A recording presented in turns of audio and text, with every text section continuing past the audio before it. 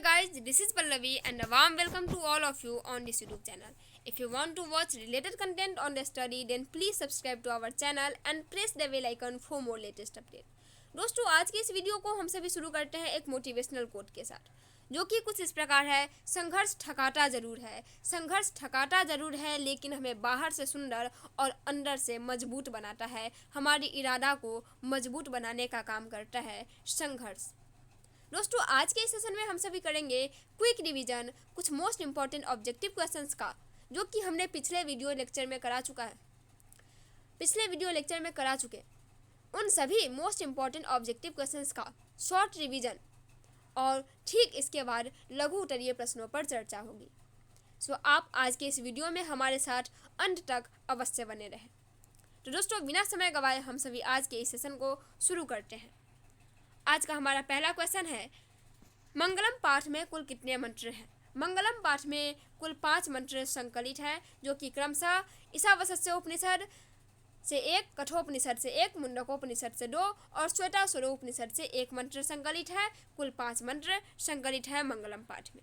Next question है, सत्य का मुख किस पात्र से ढका हुआ है? हिरण्यमयन पात्रेण सत्य शापीठम मुखम। सत्य का मुख हिरण्यमयन पात्र से ढका हुआ है। अब नेक्स्ट क्वेश्चन इज, सत्यमेव जयते किस उपनिषद से ली गई है? सत्य की ही जीत होती है, ऐसा मुंडकोपनिषद से लिया गया है, जो कि श्लोक 3 है। नेक्स्ट क्वेश्चन, हिरण्यमयन पात्रेण दृष्टया किस उपनिषद से ली गई है? यह हमारा पहला श्लोक है और यह ईशावास्य उपनिषद से ली गई है। Option number A is correct answer. Next question, जो कि कुछ इस प्रकार है, सत्यमेव जयते किस उपनिषद से ली गई है? यह मुंडकोपनिषद से ली गई है और यह श्लोक 3 है। सत्यमेव जयते मुंडकोपनिषद से ली गई है। नेक्स्ट क्वेश्चन, हिरण्यमयन पात्रेण दृष्टया किस उपनिषद से ली गई है? सॉरी, क्वेश्चन रिपीट हो रहा है। यह क्वेश्चन हिरण्यमयन पात्रेण ईशावास्य उपनिषद से ली गई है, जो कि हमने पहले भी करा चुका है। आगे क्वेश्चन है, वेराहमेतम पुरुषम महांतम ... विद्यते अन्याय किस उपनिषद से ली गई है? यह 5वें और अंतिम श्लोक श्वेताश्वतर उपनिषद से ली गई है। नेक्स्ट क्वेश्चन, मंगलम पाठ कहाँ से संकलित है? हमने पाठ परिचय में ही इसकी चर्चा करी थी कि मंगलम पाठ जो है वह उपनिषदों से संकलित है, जिनमें कुल 5 मंत्र हैं। नेक्स्ट क्वेश्चन, अनोर्न्यान महतो मह्यान ... महिमानमात्मनः किस उपनिषद से संकलित है? यह हमारा दूसरा श्लोक है और यह कठोपनिषद से संकलित है। ऑप्शन नंबर ग is correct answer. Next question, महान से महान क्या होता है? महतो मह्यान आत्मा होती है, अणु से छोटा, और महान से महान आत्मा होती है। Option number A is correct answer. किसकी विजय होती है? सत्यमेव जयते, सत्य की विजय होती है। नेक्स्ट क्वेश्चन, नदियाँ अपने नाम और रूप को छोड़कर किस में जाकर मिलती है? नदियाँ अपने नाम और रूप को छोड़कर समुद्र में जाकर के मिलती है। नेक्स्ट क्वेश्चन, किसकी विजय नहीं होती है, किसकी जीत नहीं होती है? तो हम सभी जानते हैं कि झूठ और असत्य की कभी जीत नहीं होती, अर्थात option number B is correct answer. Next question, यह संपूर्ण संसार किसके द्वारा अनुशासित है? तो यह संपूर्ण संसार परमात्मा के द्वारा अनुशासित है। Option number B is correct answer. तो दोस्तों, कुछ इस प्रकार से हमारे कल के शॉर्ट रिवीजन समाप्त हुए। अब हम शुरू करते हैं लघु उत्तरीय प्रश्न, जो कि 20 से 30 शब्दों में है और 2 अंक स्तरीय है।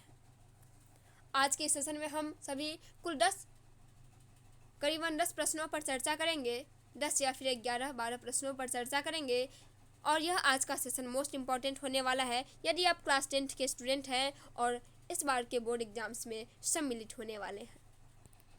तो दोस्तों, आज का यह सेशन हम सभी शुरू करते हैं, जो कि some most important questions for our board exams. पहला क्वेश्चन है, सत्य का मुख किस पात्र से ढका हुआ है? सत्य का मुख सोने जैसे पात्र से ढका हुआ है। नेक्स्ट क्वेश्चन है, नदियाँ क्या छोड़कर समुद्र में जाकर मिलती है? नदियाँ अपने नाम और रूप का त्याग करके समुद्र में जाकर के मिलती है और अपने अस्तित्व को समाप्त कर लेती है। नेक्स्ट क्वेश्चन है, मंगलम पाठ जो है उनका 5 वाक्यों में परिचय देना है। मंगलम पाठ का 5 वाक्यों में यदि परिचय देने को कहा जाए, तो मैं इससे पहले के सेशन में बता चुकी हूँ कि जो मैंने पाठ परिचय जहाँ से मैं इस सेशन को शुरू की थी, वहाँ आज से 2 दिन पहले की वीडियो अपलोड्स में जहाँ मैं अर्थ पर चर्चा की थी, वहाँ मैं लिखी थी कि इस पाठ में कुल 5 मंत्र ईशावास्योपनिषद, कठोपनिषद, मुंडकोपनिषद और श्वेताश्वरो नामक उपनिषद से संकलित है। वैदिक साहित्य में शुद्ध आध्यात्मिक ग्रंथों के रूप में उपनिषदों का महत्व है। इन्हें पढ़ने से परमात्मा, मुख्य शक्ति अर्थात ईश्वर के प्रति आदरपूर्ण आस्था या विश्वास उत्पन्न होती है। सत्य के खोज की ओर मन का झुकाव होता है तथा आध्यात्मिक खोज की उत्सुकता होती है और उपनिषद ग्रंथ विभिन्न वेदों से संबंधित है। अब हम सभी अगले क्वेश्चंस पर चर्चा करते हैं, जो कि कुछ इस प्रकार है। मंगलम पाठ के आधार पर सत्य की महत्व पर प्रकाश डालें।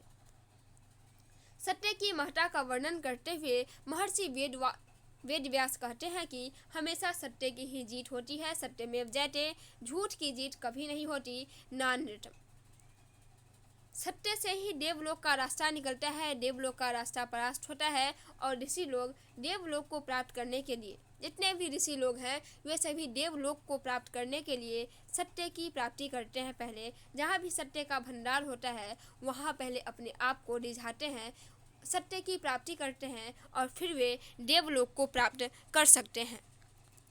हमारा अगला क्वेश्चन है कि मंगलम पाठ के आधार पर आत्मा की विशेषताओं को बताएं। मंगलम पाठ के आधार पर आत्मा की विशेषताओं को बतलाएं। मंगलम पाठ में संकलित कठोपनिषद से ली गई मंत्र में महर्षि वेद व्यास कहते हैं कि प्राणियों की आत्मा हृदय रूपी गुफा में बंद है और वह सूक्ष्म से सूक्ष्म तथा महान से महान है।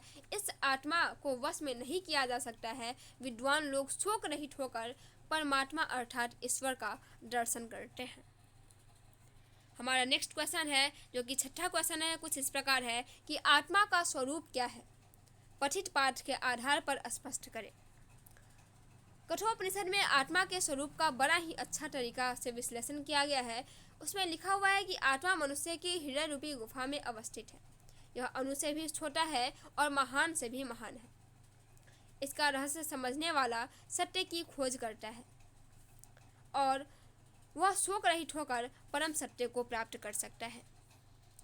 हमारा अगला क्वेश्चन, जो कि कुछ इस प्रकार है, महान लोग संसार रूपी सागर को कैसे प्राप्त करते हैं। ये श्वेताश्वरो उपनिषद जो कि अंतिम श्लोक है, उसमें इसका आंसर लिखा हुआ है कि जो श्वेताश्वरो उपनिषद में ज्ञानी लोग और अज्ञानी लोग में अंतर स्पष्ट करते हुए महर्षि वेद व्यास जी कहते हैं कि ईश्वर ही प्रकाश का पुंज है, समूह है। उन्हीं के भव्य दर्शन से सारा संसार आलोकित होता है। ज्ञानी लोग उस संसार को जानकर सांसारिक विषय वासनाओं मोह माया से मुक्ति पाते हैं। इसके अलावा कोई दूसरा रास्ता अथवा मार्ग नहीं है। हमारा अगला क्वेश्चन है, जो कि कुछ इस प्रकार है, विद्वान पुरुष ब्रह्म को किस प्रकार प्राप्त कर सकता है। मुंडकोपनिषद से संकलित श्लोक में इसका आंसर दिया गया है, जिसमें महर्षि वेद व्यास जी का कहना है कि जिस प्रकार नदियाँ अपने नाम और रूप को छोड़ करके, अपने अस्तित्व को त्याग करके, अपने व्यक्तित्व को त्याग करके समुद्र में जाकर के मिलती है, ठीक उसी प्रकार महान पुरुष अपने नाम और रूप अर्थात अपने व्यक्तित्व को त्याग कर ब्रह्म अथवा ईश्वर की प्राप्ति कर लेता है। अब हम सभी अगले क्वेश्चंस पर चर्चा करते हैं, जो कि कुछ इस प्रकार है। उपनिषद को आध्यात्मिक ग्रंथ क्यों कहा गया है। उपनिषद एक आध्यात्मिक ग्रंथ है क्योंकि यह आत्मा और परमात्मा के संबंध के बारे में विस्तृत व्याख्या करता है। परमात्मा संपूर्ण संसार में शांति स्थापित करते हैं। सभी तपस्वियों का परम लक्ष्य परमात्मा को प्राप्त करना ही है। 10वां क्वेश्चन कुछ इस प्रकार है कि उपनिषद का क्या महत्व है, पठित पाठ के आधार पर स्पष्ट करें। उपनिषद जो है, यह उपनिषद वैदिक वांग्य अर्थात वैदिक साहित्य का अभिन्न अंग है। इसमें दर्शन शास्त्र के सिद्धांतों का प्रतिपादन किया गया है। सभी जगह परम पुरुष परमात्मा का गुणगान किया गया है और परमात्मा के द्वारा ही यह संसार व्याप्त है, अनुशासित है। सबों की तपस्या का लक्ष्य उसी को प्राप्त करना है। अगला क्वेश्चन, जो कि कुछ इस प्रकार है, नदिया और विद्वान में क्या अंतर है। जो कि 2020 के एनुअल एग्जाम्स में पूछे जा चुके हैं। नदी और विद्वान में क्या अंतर है, और इसका आंसर हमारे चौथे श्लोक में है भी, जो कि मुंडकोपनिषद से ही ली गई है। जिस प्रकार नदियाँ अपने नाम को, अपने अस्तित्व को, अपने रूप को त्याग करके समुद्र में जाकर के मिल जाती हैं, समुद्र में जाकर के अपने आप को विलीन कर लेती हैं, ठीक उसी प्रकार विद्वान भी अपने नाम और रूप को त्याग करके नाम और रूप के प्रवाह को किए बिना ईश्वर की प्राप्ति कर सकते हैं और करते हैं। तो दोस्तों, कुछ इस प्रकार से आज का यह सेशन समाप्त होता है, और इसी वीडियो के साथ, जो कि हमारा आज का तीसरा वीडियो है, इन तीनों वीडियोज में मंगलम पाठ की संपूर्ण जानकारियाँ समाहित हैं। आप इन तीनों वीडियोज को देख लें और मंगलम चैप्टर का एक बार रिवाइज कर लें। आप जितनी बार चाहें अपने इस वीडियो को देख लें और अपने कॉपी पर पेन से अवश्य नोट कर लें, ताकि आप हमेशा के लिए इसे याद कर सकें। तो दोस्तों, आज के इस वीडियो को हम सभी यही समाप्त करते हैं, और यह सेशन भी यही समाप्त होता है, मंगलम चैप्टर भी यही समाप्त होता है। हम फिर मिलेंगे अगले वीडियो में किसी नए टॉपिक के साथ। तब तक के लिए आप सभी अपना ध्यान रखें। Thanks for watching this video till and thank you so much.